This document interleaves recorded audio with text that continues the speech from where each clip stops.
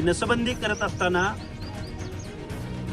रक्तस्राव होतोय, तरीही त्या डॉक्टरांनी त्याकडे दुर्लक्ष केलं. त्यांना त्यांचं टार्गेट पूर्ण करायचं होतं.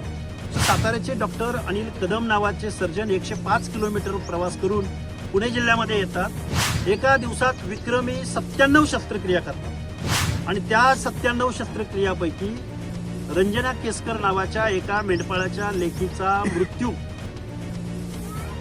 त्या डॉक्टरांच्या हातून झालेला आहे. त्या 97 शस्त्रक्रिया एका सर्जनकडून.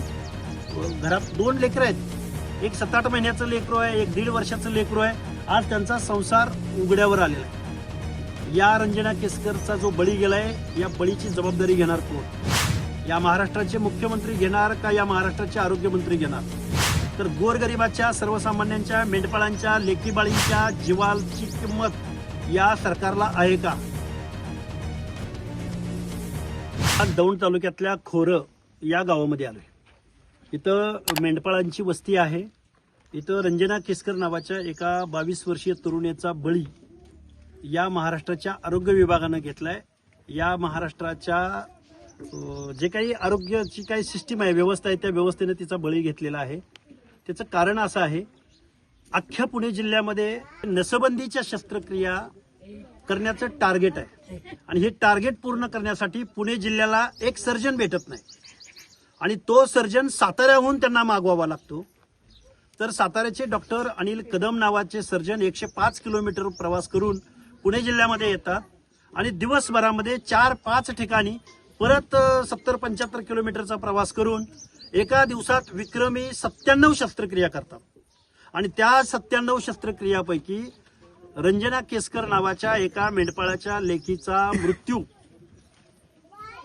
त्या डॉक्टरांच्या हातून झालेला आहे. त्या डॉक्टरांना हे लक्षात आलेलं होतं की नसबंदी करत असताना रक्तस्राव होतोय, तरीही त्या डॉक्टरांनी त्याकडे दुर्लक्ष केलं. त्यांना त्यांचं टार्गेट पूर्ण करायचं होतं. 97 शस्त्रक्रिया एका सर्जनकडून.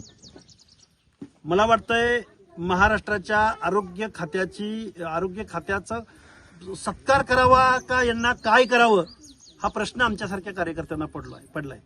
एक 22 वर्षाची रंजना केसकर नावाची एक मेंढपाळाची मुलगी, मेंढपाळाची घरात 2 लेकरं आहेत, एक 7-8 महिन्याचं लेकरू आहे, एक 1.5 वर्षाचं लेकरू आहे. आज त्यांचा संसार उघड्यावर आलेला आहे. या रंजना केसकरचा जो बळी गेलाय, या बळीची जबाबदारी घेणार कोण? या महाराष्ट्राचे मुख्यमंत्री घेणार का या महाराष्ट्राचे आरोग्यमंत्री घेणार? या पुणे जिल्ह्यामध्ये एक सर्जन भेटत नसेल आणि विक्रमी शस्त्रक्रिया केल्या जात असतील तर गोरगरिबाच्या, सर्वसामान्यांच्या, मेंढपाळांच्या, लेकीबाळींच्या जीवाची किंमत या सरकारला आहे का?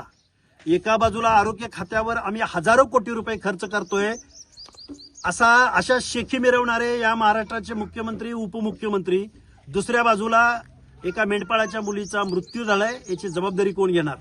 आणि ही जर जबाबदारी आम्ही येत्या काही दिवसामध्ये आम्ही महाराष्ट्रामध्ये हा प्रश्न मांडू, मुख्यमंत्र्यांची भेट घेऊ आणि या रंजना केसकर यांना न्याय मिळवून देण्याचा प्रयत्न करू. महाराष्ट्रात तर महिला आयोगाच्या अध्यक्षा आता नाहीतच, पण केंद्रीय महिला आयोगाच्या अध्यक्षा रहाटकरांना सुद्धा हा आम्ही प्रश्न विचारू.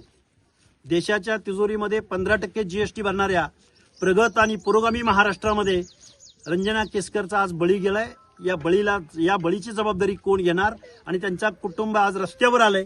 त्यांची ही परिस्थिती बघितली, त्यांचं जीवन बघितलं तर हाच का पुरोगामी महाराष्ट्र, असा म्हणायचा प्रश्न आज अशी परिस्थिती आज इथं निर्माण झाली.